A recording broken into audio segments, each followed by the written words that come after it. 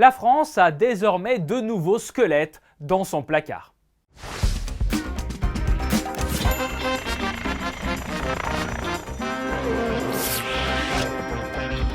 Salut, je suis Oleg Schomer et c'est le blog à part. La dépouille de Charles-Étienne Gudin, le général de Napoléon, son ami et camarade de classe à l'école militaire, a été rapatriée depuis la Russie en France.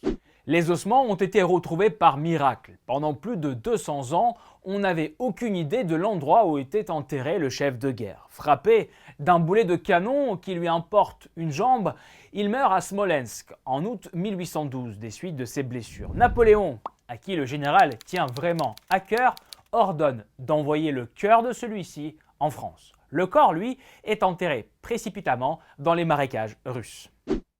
Ça aurait pu être une belle histoire. 2 siècles après, la Russie et la France, ensemble, rendent hommage à ce héros mort au combat. C'est en tout cas comme ça que les choses étaient vues du côté russe. Les experts français et russes ont travaillé côte à côte ensemble pendant des années en fouillant et creusant sur des centaines d'hectares pour d'abord trouver les ossements du général et ensuite les identifier grâce à l'ADN. Il a son nom sous l'Arc de Triomphe, mais une fois de retour en France, Gudin n'a pas eu droit à l'hommage national. Et c'est l'Élysée lui-même qui a refusé toute cérémonie officielle tout en violant le statut de la Légion d'honneur que le général a reçu des mains propres de Napoléon Bonaparte. Le maire de Montargis, le berceau familial des Gudin, a refusé de donner une place au cimetière de la ville, même après la demande des descendants. Du genre, il ne pourra pas installer un beau mausolée. Emmanuel Macron, lui, évite le thème de toutes ses forces. Il s'est déjà retrouvé face à la polémique lors des célébrations du bicentenaire de la mort de Napoléon. Il a pris un gros risque. Le président français, alors qu'il y a à peine un an, une partie de la jeunesse française déboulonnait les symboles de l'esclavagisme et du colonialisme.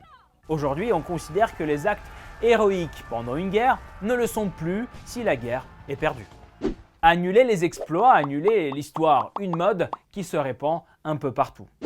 Le pauvre Gudin est pour la 2e fois victime des relations compliquées entre la France et la Russie. Au début, Macron n'était pas contre une cérémonie en hommage au chef de guerre, mais il a très vite changé d'avis, car le président français s'est bien douté qu'il aurait fallu inviter la délégation russe et poser aux côtés de Vladimir Poutine. De plus, Macron n'est pas du tout enchanté par le fait que ce soit l'ex-collaborateur de Jean-Marie Le Pen, Pierre Malinowski, qui s'est occupé des recherches et du rapatriement de la dépouille en France. Du coup, pour l'instant, ce sont les Russes qui honorent plus le général Gudin qui s'est battu pour la France. Il n'y a pas que les expertises et les recherches, mais aussi, par exemple, le jet privé affrété par Moscou pour le ramener à Paris. Est-ce qu'il faut obligatoirement avoir honte pour rester patriote de son pays? Laissez vos commentaires, likez cet épisode si vous l'avez aimé et surtout, n'oubliez pas de souscrire à Blog à part. Ciao, bye.